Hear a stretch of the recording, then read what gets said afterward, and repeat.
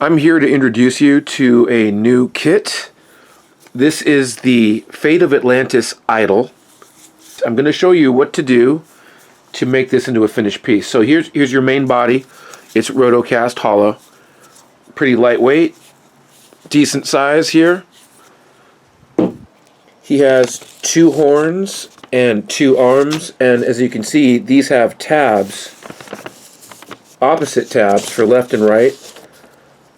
And you'll see in the casting that there are slots for these tabs to fit in for the horns and for the arms.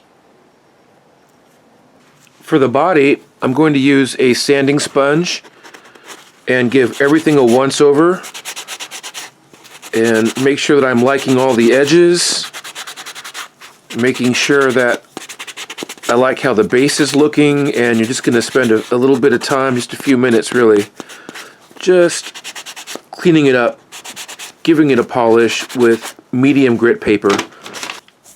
You can also use these nail sanding sticks because these are nice and flexible. You can kind of get inside curves and get in there a little bit with this, and we want to take this seam line away, and this sanding stick is perfect for doing this. So once I'm all done doing all this cleanup, I've got some 500 grit paper, and I'm going to go over the entire model, 500 grit paper,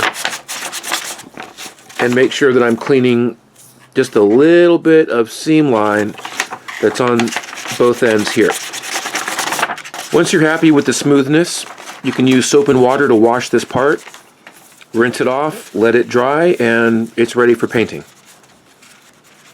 For this next part, I'm using a 60 grit paper. I'm going to take these arms and horns. The flat end of this has a little bit of flashing on it, so we're just going to take it and drag it across the paper until that flashing disappears.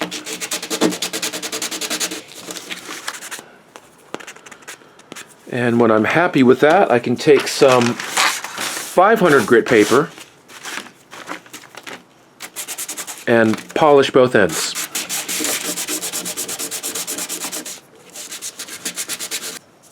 I have my tab here at the bottom. That's going to be his left arm.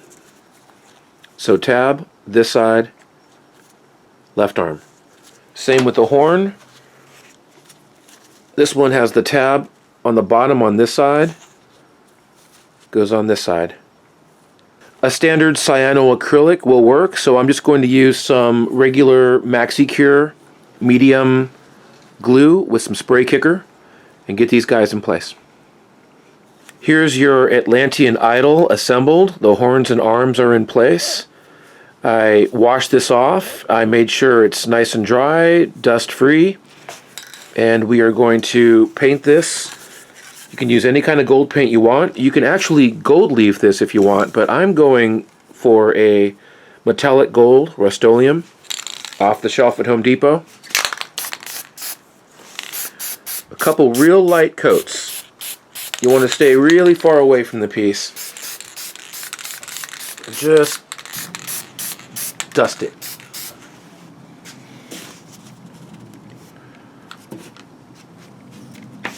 Alrighty then, we have our painted idol, and we are going to give this a wash of flat black. And we're going to dilute this with a little bit of isopropyl alcohol. This is just dollar store 50% iso.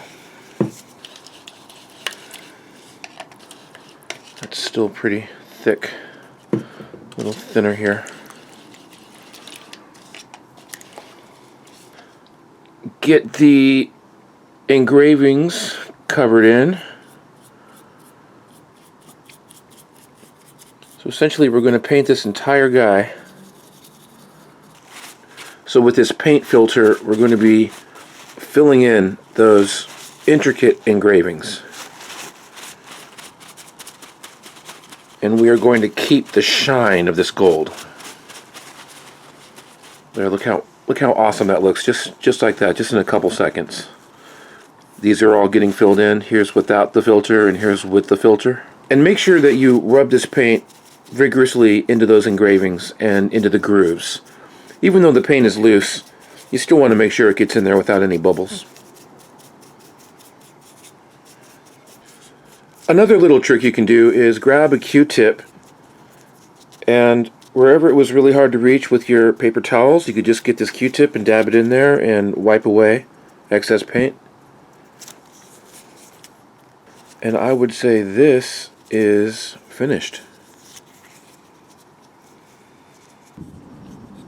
Be sure to like and subscribe and check out my previous and future content. Aloha.